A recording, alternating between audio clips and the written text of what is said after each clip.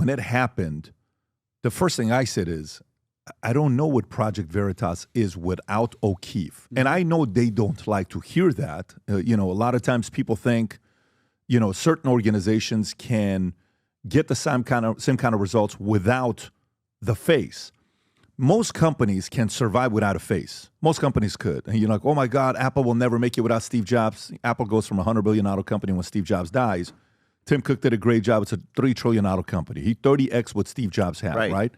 But this is a small nonprofit that, like when I said you're crazy enough to do stuff like this, the average person doesn't wake up saying, let me go expose Pfizer in the middle of all the shit that's going on.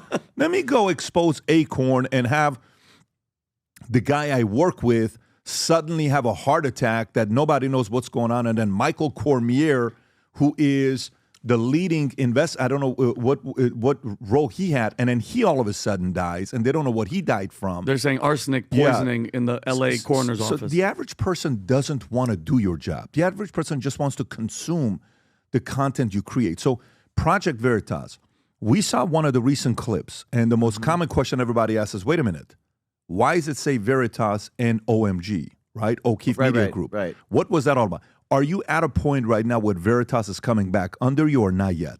Yeah, so they're on the verge of bankruptcy. When I was raising $2 million a month, $24 million a year, it's a lot of money to raise as a nonprofit. Remember, there's no annuities. You have to ask people for money. Constantly. And when they got rid of me, the donations just stopped. Everybody wanted their money back. And in that board meeting, I had one trump card because these guys it was like a struggle session. They just wanted to make me feel abused. It was a lot of envy and just petty human things that this is not unique. It happens in a lot of organizations. But to your point, what are they going to do if they get rid of the guy who's raising all the funds? They didn't have an answer and they didn't care. Now, in the movie, I noticed your producer had that 54-minute movie. If you can find this moment where it's about 3/4 of the way through towards the end of that board meeting. That's the guy, Matthew Tierman. You just saw him on the screen right there. There was a quote that's incredibly important. And I said, point of order, what are you guys going to do? Because that's the trump card I had. What's your plan? Okay, you want to lash me. You want to crucify me. You want to make me feel abused. And Tierman says something, and I hope we can pull it up. That same guy, he goes, we have 65 employees. We're going to be fine without James O'Keefe. Okay. They actually believed, or they wanted to believe. Not for a product like this. But you see, that's so interesting about human nature, isn't it? Because when you're that envious, when you're that resentful, when you're that deluded, there it is, right there. You got it. Yeah. 65 employees. You just passed a moment ago. My question is, what is the plan of if you implement this solution? Project Veritas is an organization that has 65 incredibly talented individuals who are capable of doing journalism. We don't believe that there will be any lost output on the margin. Cut. There it is. So they actually believed that there wouldn't be any lost output on the margins.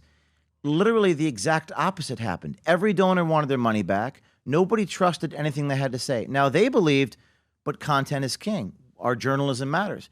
But the problem, what they failed to understand is investigative journalism is all about trust. And if you behave like this, nobody's going to trust anything that you report. And I think that's what they failed to understand. But Matthew Tierman actually believed that Project Veritas didn't need James O'Keefe anymore. So they also apparently lost 200,000 followers, like within days of us, the audience finding out that you're no longer tied to them. So even the Veritas account, I don't know what it was, but I saw somewhere that they lost a couple 100,000 followers as well. So what number did that $24 million go down to? The revenue, you mean? Yes. Oh, it was zero. Negative equity. There was one individual, I can't name the donors under the Freedom of Association under the First Amendment, but one donor said, I want my $1 million check back. The chief financial officer said, it's unlawful for us to return your check. That's not true. The donors wanted their money back, so they went deeply into debt. So when I left, there was somewhere around $10 million in cash and no debt. And now they're like $2 million in debt with no cash. So is it gonna come back to you? Or is that where you are? Where Project Eventually, And the people, your audience might be wondering, well, why can't O'Keefe talk about the specifics of the negotiations? Because I promised the court I won't, and I'm a man of my word. On settlement negotiations, you can't talk about the details. I can talk about the proceedings. That's public. I just can't talk about the details of the so-called settlement, the talks of acquiring or getting the information back. All I can tell you is that I'm in talks to reacquire Project Veritas. When you put that Project Veritas on the back of that most recent video that you did, why did you do that? Because we had filmed a video in front of that brick wall, brick wall backdrop. We literally brick by brick rebuilt the Project Veritas studio here in West Palm Beach, Florida, where I now live, because I was imminently about to announce that I'm reacquiring Project Veritas. Oh, so it wasn't finalized yet. So did you have permission from them to use that? Can you use that? Was that a conversation you had with them? There's no trademark of the logo. In fact, I've applied for the trademark myself, so I'm allowed to use it. Okay, yeah. I'm allowed to report. The same reason I'm allowed to report on the court proceedings, for sure. Well, I mean, look, the work you do and did is not everyone's work. It's not something everyone wants to do, nor can do in the manner that you do it, because you stay poised and calm in the moments that you're in, and you get in the faces of people yet still stay respectful. That's not easy for people to do, because some people in that moment, they get so emotional, blah, blah, blah, blah, and then they don't know how to come down. You stay. So you can't even train somebody to be like that. You either have it or you don't have it. One can get better, but you can't just train someone and say, why can't you do what O'Keefe does? It's not a skill set they can teach anybody. So hopefully to go to that direction, because I think your job is a very important job.